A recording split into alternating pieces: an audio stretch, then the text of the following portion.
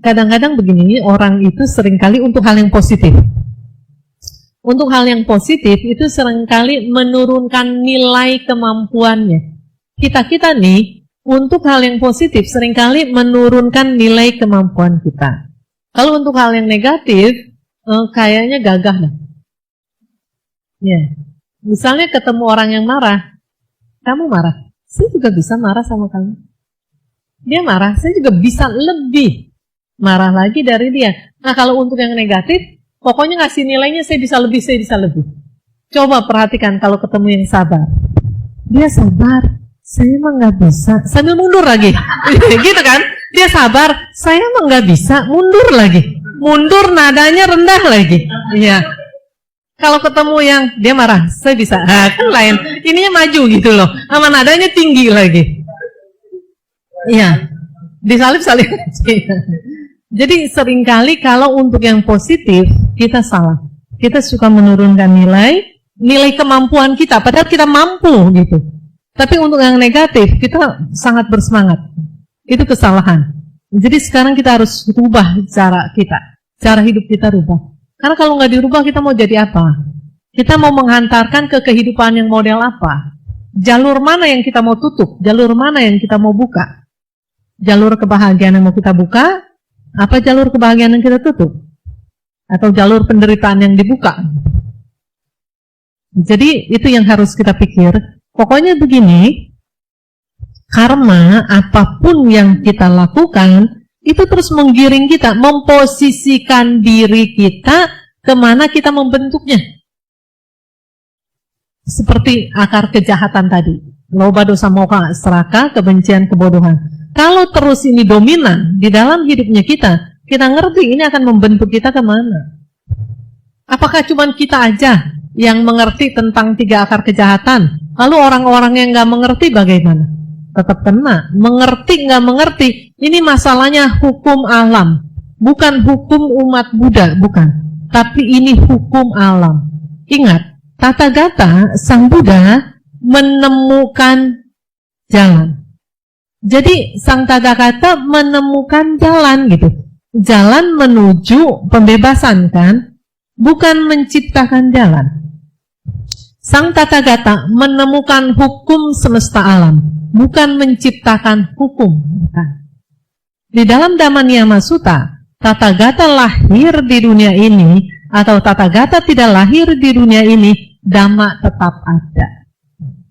Jadi semua kena hukum, ya hukum yang ada, semua kena hukum yang ada.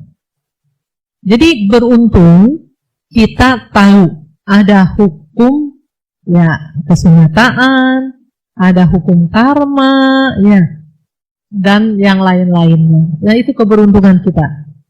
Kita bisa memposisikan diri menjadi murid Sang Buddha, menjadi murid Sang Tathagata. Nah, kalau sudah itu adalah pilihan kita, kan kita menyatakan perlindungan kan? Saya berlindung. Saya berlindung kepada Buddha, Dhamma, dan Arya Sangha. Kenapa saya berlindung kepada Buddha, Dhamma, dan Arya Sangha? Karena tahu apa yang diajarkan oleh Buddha membawa ke keselamatan. Kita datang berlindung berarti itu ada sesuatu yang tersirat bahwa saya ingin berubah gitu. Saya berlindung kepada Buddha, Dhamma, dan Arya Sangha, itu artinya saya ingin berubah.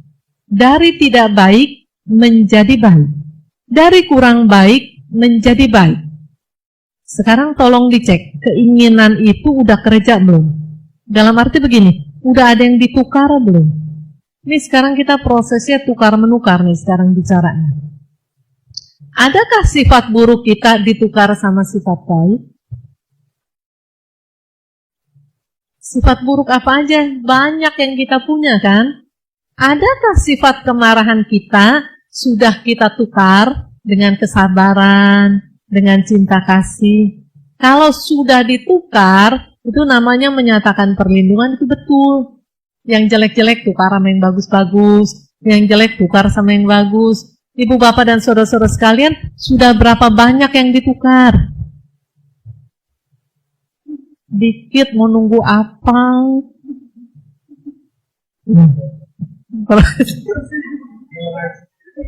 Ngeles aja, katanya ngeles aja. Ya, jadi kita harus serius. Serius, maksudnya ini harus terjadi pertukaran setiap hari. Karena kita nggak tahu kapan kontrakan kita habis, kan? Ya, kontrakan di kehidupan ini habis, kita nggak tahu kapan. Yang kita tahu sekarang, apa yang bisa ditukar, udah tukar aja cepet-cepet. Tukar gratis lagi, nggak mesti bayar. Cuman bayarnya pakai apa? Pakai melepas aja. Melepas yang jelek, ambil yang bagus. Lepas yang jelek, ambil yang bagus. Nggak pakai uang. Ya kan, pakai uang nggak?